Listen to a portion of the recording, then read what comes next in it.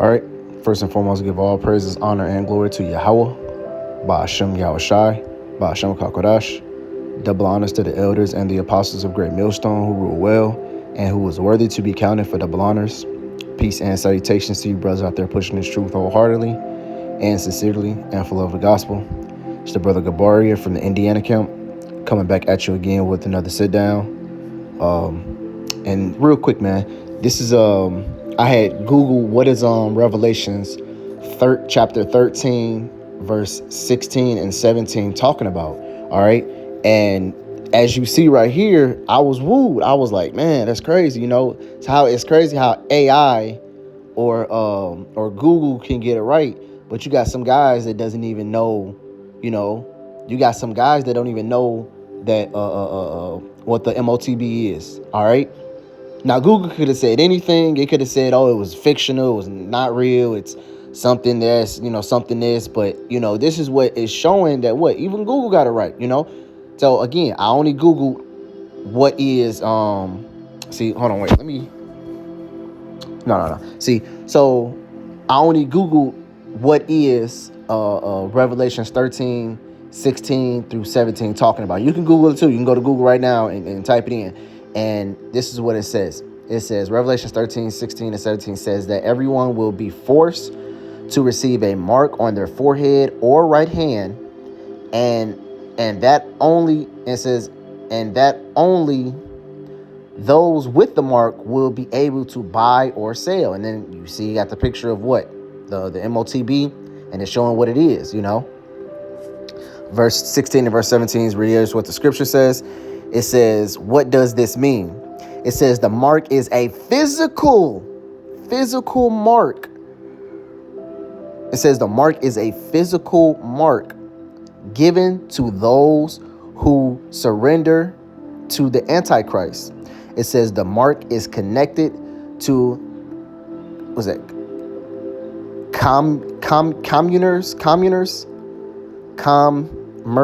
Commercers, and I want to look that word up. Hold on.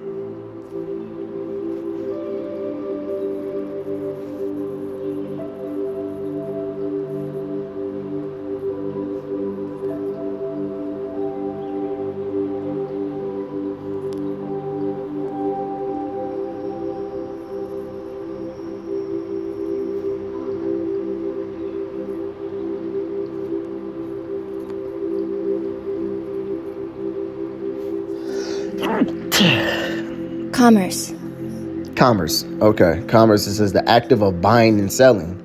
The activity of buying and selling, especially on a large scale. See? So it says the mark is connected to commerce, which is what? Buying and selling. A large people who buys and sells. It says, and some speculate that it might be a computer chip of other technology. The mark connects to worshiping and being loyal to the Antichrist. The mark will be connected to the name or number of the beast. All right. So it shows you that that Google even, with all with everything that's that Google could have said, it basically said the meaning was what? It was for buying and selling. All right. Now, one group that comes up to mind when you think of saying the mark of the beast is sin is what? The IUIC. All right. The IUIC claims that, the mark of the beast, that's talking about iniquity. That's talking about the sin that you do, Well, hold on. Let me grab this right quick.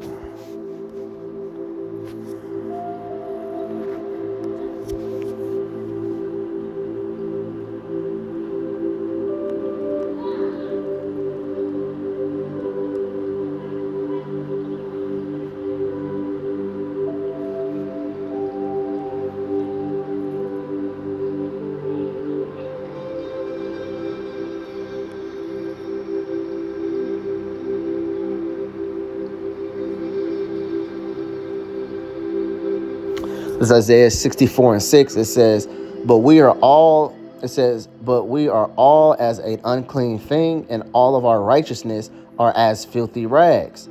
And we all do fade as a leaf, and our iniquities like the wind that has taken us up. See, so everything that we do, whether it's regardless is deemed righteous or wicked, it's all going to be as filthy rags, man.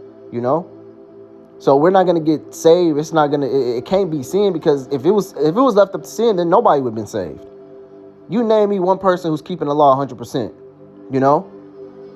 Scriptures also says what? If you're guilty of breaking one, you're guilty of breaking all. There's no man upon this planet Earth right now who's keeping 100% of the law. I don't care I don't care how hard he's trying. It's just you can't keep it because what? It's not meant to be kept in this type of society. You know, for you to keep the law in this type of society 100% is basically saying you're able to mix good and bad. All right, because right now we live in a world, we live in a society that's ruled nothing but evil. All right, matter of fact, let me grab this right quick.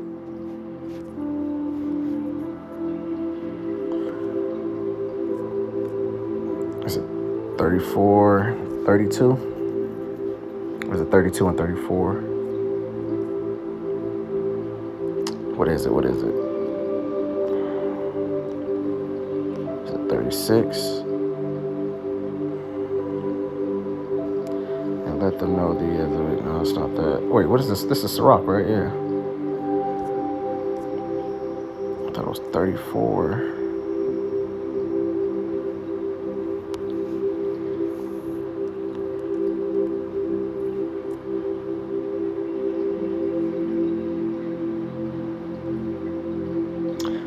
and 4. I thought it was 34 and 32. This is Sirach chapter 34, verse 4. It says, of an unclean thing, what can be cleansed? And from that thing which is false, what truth can come? See? So it shows you that what, man? Ultimately, there's no. This world is consumed, and it's immersed in wickedness and unjust dealings and unrighteousness. So there's not going to be no good that come from this place. All right. So for you to say that, oh, well, it's easy to keep it's easy to keep all the law, statutes, laws, commandments, and then like no, like we try our best, but that's what's gonna. But us trying our best, us doing it is not what is gonna get us saved. First of all, it goes back to the mark of election. All right. If you were already written to be saved, then that's what's gonna save you. But there's no such thing as you basically becoming. You basically be you're trying to become the elect. You're trying to win your ticket into becoming the elect. There's no such thing. All right. The things that we do now, everything that we do now, is basically something that our characteristics, our traits, what the elect would do. The elect is already sealed. The elect is already chosen. All right. There's nothing you could do about that. But what the elect has a certain mindset that they're gonna have, in this world. A beautiful video of that is Apostle Gabar's video of 7 signs that you might be part of the potential elect. All right, and he goes into 7 signs that the elect are gonna act. That the elect are gonna attributes of the elect, things that the elect is gonna show forth. All right, and so the things that we do, following the statutes, laws, commandments, teaching our brothers, going out on highways and byways, being diligent. All these things are what the elect is gonna act. Is how they're gonna perceive the world. It's things that they were gonna do. So if you find yourself doing that, then it's a chance. I'm trying to think of another word for chance. It's fuck. I had it on the tip of my tongue. Fuck it. It's a chance that you might be part of that. All right. It's a chance that you might be part of the elect, But like I said, the elect is already sealed, so there's nothing that you can do to become the elect. All right. So these people, for these guys to say, oh, it's sin, so that means everybody got the mark then. All right. As you seen, Google said that it was attributed. It was connected to commerce, which are people who buy things in large amounts. All right. Who are really heavy in buying and selling, business owners. Think of business owners, See, if a business owner has the thing about business owners is, they have to get with the program, or their business is going to be left in the dust. Like, see, if a business only has cash only and they don't have card, then a lot of people is not going to shop at that business. All right. See, so they have to get with the program. So if So let's say I have a small in-town business and I only accept cash. Card hasn't been invented yet. And then card comes out And I'm like, nah, forget that. I ain't doing it. Eventually, people are gonna stop shopping at my business because card is becoming more convenient. All right, it's becoming way more convenient. So when the MOTB comes out, and a lot of these commerce people that's business owners, they're gonna have to get with the program. All right, so which means what? They're gonna have to end up having the machine installed for people to buy and sell in that, because what? People are gonna have it and they're gonna go shop somewhere else if you don't have it. All right. So that's what the MOTB is. That's what the MOTB is, man. It call it physical, and it's gonna be physically inserted in you. All right, which is it heavily derives of buying and selling. So you can't buy like Apostle Tahar. I was just watching a video of Apostle Tahar. Apostle Tahar, you can't go to the fish and chip spot up the street and saying, oh, listen, I seen today. Can I use that seeing that I did earlier today to buy some fish and chips and some tartar sauce and a glass of water? You can't do that. And that's one thing that's heavily that, if you ever come across an IUIC member and they talk about the mark of the beast is sin, and if you don't keep the law, you got the mark of the beast, then okay, how come I can't buy or sell with this? How come I can't go to the store? How come I can't go to the store and say, hey, listen, I sinned today. How much money how much credit can I get in the store for that? I committed adultery. They give me $500, or they give me 500 credits in the store, And plus, that's not a physical mark, man. Because the thing about it is also the scripture says, hold on.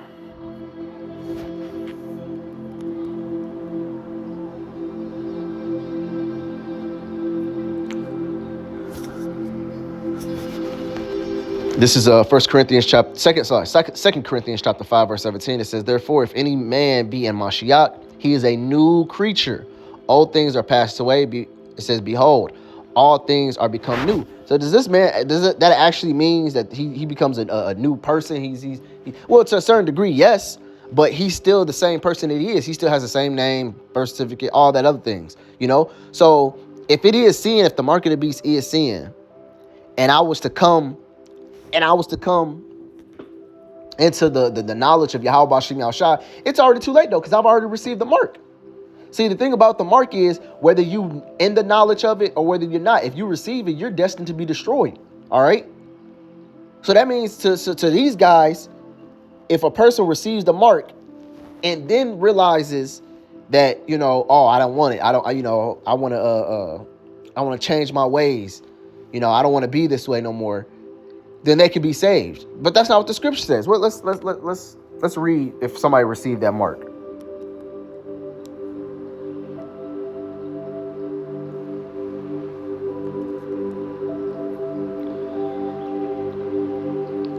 This is Revelations 14:9. It says, and the third angel followed them, saying with a loud voice, if any man worship the beast and his image and receive his mark in his forehead or in his hand, it says, verse 10, the same shall drink of the wine of the wrath of Yahweh, which is poured out without mixture into a cup of his indignation, and he shall be tormented with fire and brimstone it says in the presence of the holy angels and in the presence of the Lamb. See?